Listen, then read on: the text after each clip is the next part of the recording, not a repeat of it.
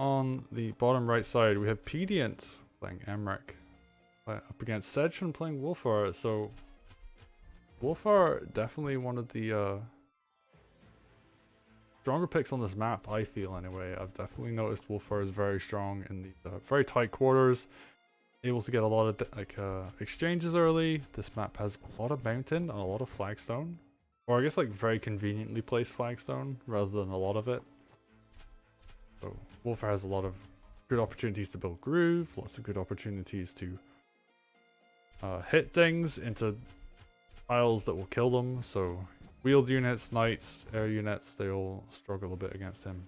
Emeric's okay. Emeric has some cool plays, like you can put down a crystal in a nice position, which then forces your opponent to pull back away from that position or engage into a kind of defensive formation that you've made.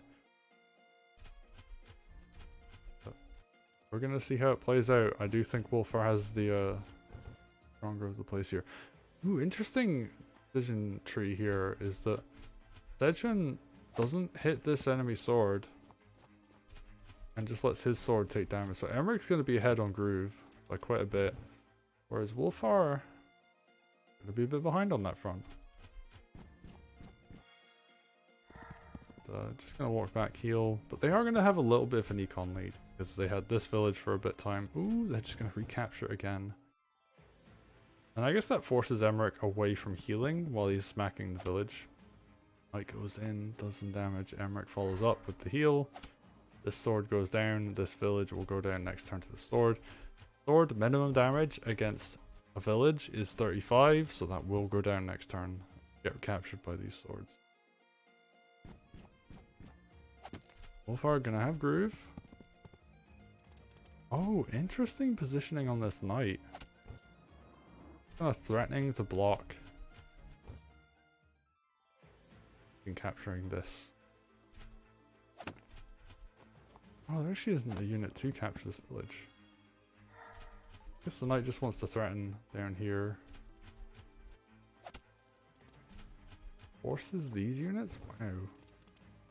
That is actually really thing. I'm not really sure what this knight's steal is, but doesn't really matter too much. It's just gonna walk back. Very interested to hear the thoughts on why that balloon position. I guess it stops the balloon going far as forwards, which is kind of helpful. Cherry stones defend us. We'll see what the deal is with that later. Emeric putting a crystal down in a more conservative spot. Might see a front switch. Yep, we're gonna see that. And yeah, all this is like either mountain or forest. A nice position.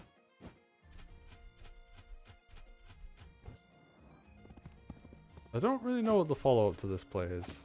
You can kind of just push over.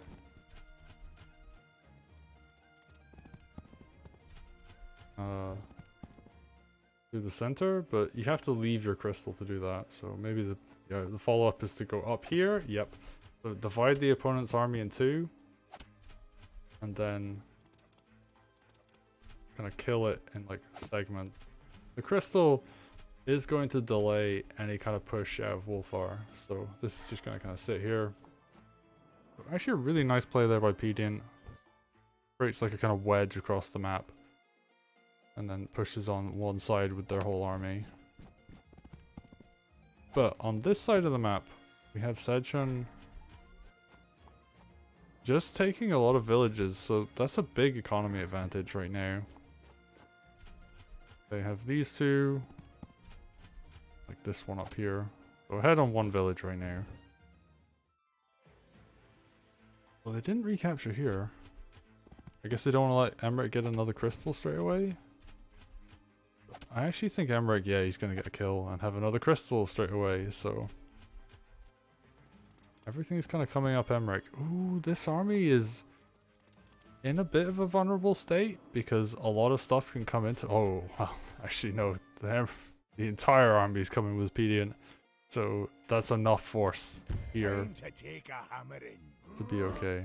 Oh, but we're going to see Knight go down, damages the barracks a little bit. And Sedge actually realizing that this is a huge army in front of his stronghold is now just saying, oh well, you know, actually I do need to respect this and I'm gonna pull back my forces. Oh, gonna do a lot of damage to these spears. That's 3 spears going down, sword in the back going down, a hit on Emeric in the back. Oh, that's really good because he's actually gonna struggle to drop crystal this turn. Simply because, you know, if you drop crystal and you're injured, you're gonna stay injured. Okay, what are we gonna see? We're gonna see more hits onto these. And I'm actually very curious if we're gonna see any kind of oh, he's actually gonna drop crystal. Gonna drop it behind? Okay. But benefits this spear, which is kind of useful. But Emeric's very vulnerable to getting killed. I'm a little bit concerned for him. Okay, and the injured knight's gonna finish that off. Are we gonna see this spear go down? Yes, we are. Are we gonna see this spear go down? I think that was a knight crit with a dog fall up and it still didn't die. Spears are extremely durable when they got terrain bonus. Alright, what do we got Pedient doing? Taking this out. Are they gonna try and get the kill on Wulfar? Ooh, they drag him down to 18 health. He can retreat and heal from a full health village though, so not the end of the world. And we just got a whole bunch of injured stuff over here. And Pedient's army is thinned out quite a bit actually. Sedge able to kind of hold on, and this is the real downside of crystal. Is it's like, oh well, I'm just gonna push and keep everything under crystal and it'll be great, but a lot of the time how well your army performs isn't necessarily about keeping it in high defense terrain. It's more about keeping units so that only a few of your units can be counter-attacked each turn. And in this case, when you sit under crystal, you actually, a lot of people just tend to favor having their whole army underneath the crystal, when in reality you actually kind of overextend by doing that, and it puts you in a bit of a disadvantage. So we're just gonna see Sedgehun gonna take advantage of this and be able to just hit a lot of stuff this turn. Alright, we see a big knight. I believe that was a crit come in. Another knight crit come in. Yeah. Wulfar's just gonna kind of clean house. And yeah, like this is the downside of this, is you leave so many units in range of your opponent. Even though they've got this big terrain bonus, they're just taking massive amounts of damage each turn.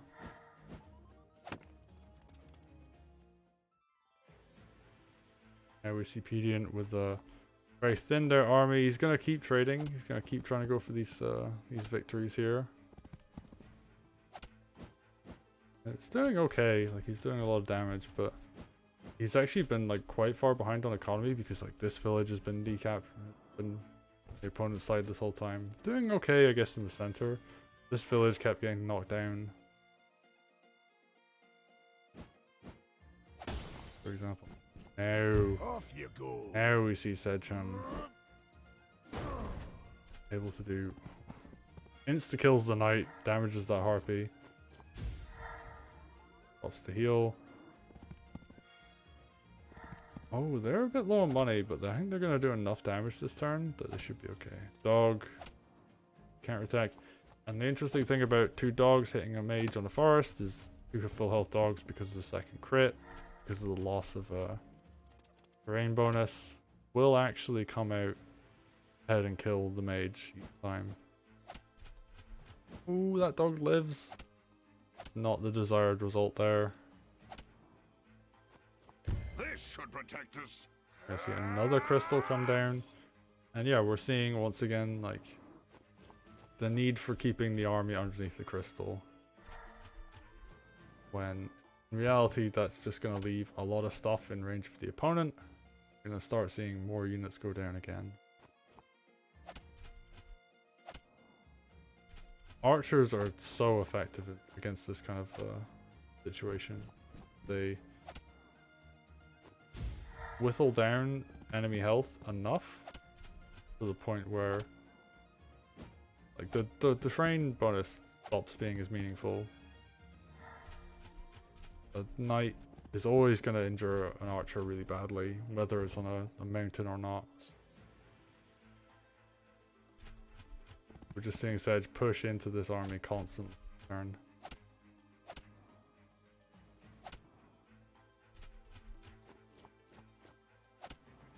And, you know, there's like good trades coming out here. Like, Pedient is doing well whenever he takes a swing at his opponent. It's just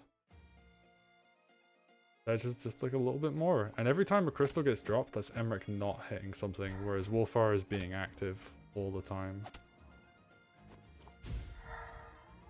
The key will come down.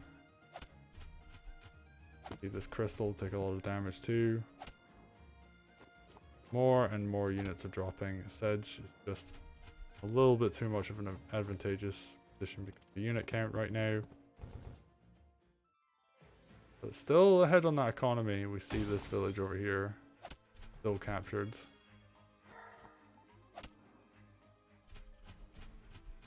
That slight economic edge is really going to do Sedge a lot of favors. And taking a quick look at the timer, both of them have been playing quite quickly, so 15 minutes left on the clock for Pedient there. We've got Sedge on 24, so yeah, they're both doing absolutely fine.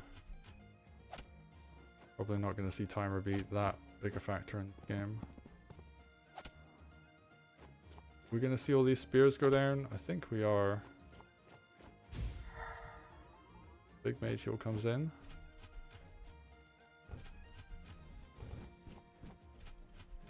Wulfar's just going to go for a capture. Leaves that spear alive. Interesting. It is quite badly injured. Finally, this village goes down. And some harass comes up on the side for Pedient. Cherry stones defend us. Once again, he's going to drop crystal. He's going to keep his army underneath it. And because of that, Emeric doesn't hit this turn. The spear goes for the heal, so it's just a wall. There isn't that much actually attacking on the side of Pedient, whereas Sedgehun just constantly battering away. And it doesn't matter if your Harpy's on +3 defense, a mage will kill it every time. As long as it's on full health. Now the balloons being tankier is quite nice, but not quite enough of an advantage. Sedge just able to do more damage each turn, has more stuff.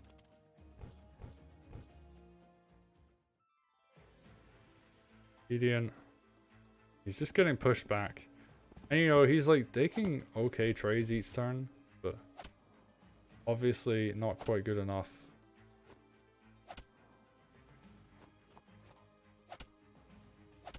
The archers are actually really putting in good work too. So because of these archers, they're going to be able to... Like this wall is like really strong and durable. That's going to be very important. Ooh, crystal drops. Good. But yeah, because the archers and because of this very strong wall that was in front, they're able to do damage each turn. But I think the switch to archers came a little bit too late. Emeric kind of just overextended a little bit too much. Try and land on your feet. Oh, we're going to see a tee off. Where's this going to go? Balloon. Oh, into the flagstone. Kills 2 enemy units. Oh, that's brutal. And just even a dog following up. Just a regular dog hit is going to do a lot of damage. 2 dogs in front of the stronghold with an archer behind just to defend. What can Pedient do? Like he's losing on economy. He overextended slightly. Just trying to get the damage he can. Hits the enemy archer as opposed to killing enemy units, so unit count isn't going to drop or anything. Knight, because it hit the village, isn't strong enough to kill an enemy dog by itself. So this defense, I mean, you're going to see like a dog crit follow up here, and this dog's probably going to run back and heal. We're just seeing more and more stuff go down on the side of Pedient. Kills that mage, so Wulfar's going to have Groove really soon, and this is, you know, once again the strength of Wulfar on this map. fantastic work here. The dog crit comes in, does a ton of damage. This dog, oh, actually, he's just gonna sit here because yeah, if the knight stands and hits it, it's not a good position. Pedient, you know, Emeric's getting a lot of hits too, but the unfortunate truth is that that isn't really what you need. You want your commander fighting. You don't want the commander to be dropping defensive bonuses, which aren't helping the army that not much. Because the stuff here is just going to keep getting killed. Over and over again, we're seeing units sit under crystal and die to like much more affordable units. But I think it's actually starting to slow down a bit for Sedgehun. Definitely needs to wasn't able to finish the game, and like this over here, this knight did fantastic work by taking like all of this with the help of that sword. The Pedient is like swung the economics back in their favor. So they might actually be able to rally behind like a crystal in this defensive formation, the production. And like if this was, I mean actually Sedgehun has quite a bit of time advantage, so I would actually honestly say like building a thief, go for a steal in this village and just try and play the economy game. And like try and crush the opponent slowly, because I don't think Pedient has enough to push and win the game. And Sedgehun can just back off if he wants to. And play like the timer. Because you know he's got 8 and a bit minutes left. And oh, he's just pushing in. He doesn't quite have enough army to make this work, but the time's so low that he's forced to. I mean, we're 23 minutes into this game. And I think Sedgehun backed off at just the right time. And ooh, we're gonna see, oh, the 2 harpies coming and gang up on the witch, and the witch goes down, recapturing these villages. Sedge recognizing that they were pushing a bit too much into a position they couldn't break, so swapped over to this front, reclaims the economic draw actually at this point, because Pedient had pushed quite far up on that left flank. And now it's Pedient's turn. What are they gonna do? Are they gonna, they don't actually have anything to deal with these harpies right now, so it's gonna be a case of like trying to find damage where they can. I like this. This is a really good play. Just doing damage along the sides with knights is very effective. And I like this use of the crystal. Like not keeping too much underneath it. Just like units that are really important and will need to be used in follow-up turns, and just having that keep them alive. Alright, Sedgehun's just picking off stuff where he can. Pushing back this force on the right hand side and in the center, kind of moving forward a bit again. Oh, I don't know about capturing this village. Probably would have liked to seen the sword go down instead, but I'm not gonna judge it too harshly. Right, big mage heal comes in. Emeric's doing damage. He's not dropping crystal this turn. The archer lives on 13%, so a hex is not going to be able to break that. And just gets everything in position to do kind of more of a follow-up in future turns. Damages the village, so yeah, I don't quite know how I feel about that. Alright, we're gonna see this go into this mountain. Yeah, so damages the barracks again, clears that knight. Wulfar is just kind of doing some work. And this might actually go to time. Deals a little bit of damage there. Oh, or Emeric could get surrounded. But actually there isn't quite enough here to kill Emeric, so just gonna see a surround come in. But this is a breakable surround. Like that harpy is not gonna do anything. But Pedient's running out of time, and he's running out of troops too. He like doesn't have enough to push. Unfortunately, as we go into turn 26 of Gilgamesh, just gonna try and stand and fight actually.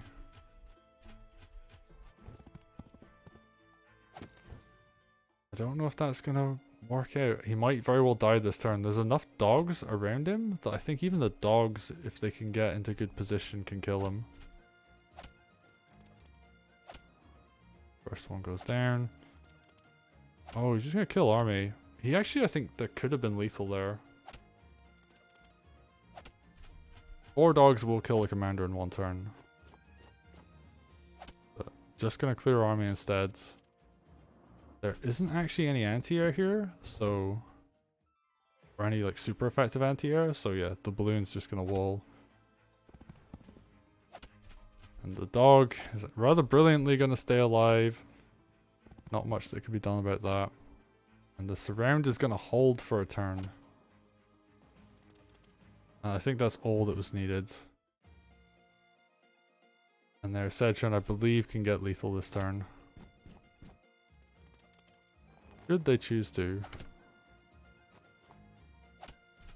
Or they can just keep killing army. They do have the time lead. Did dog crit come down on a knight? Okay.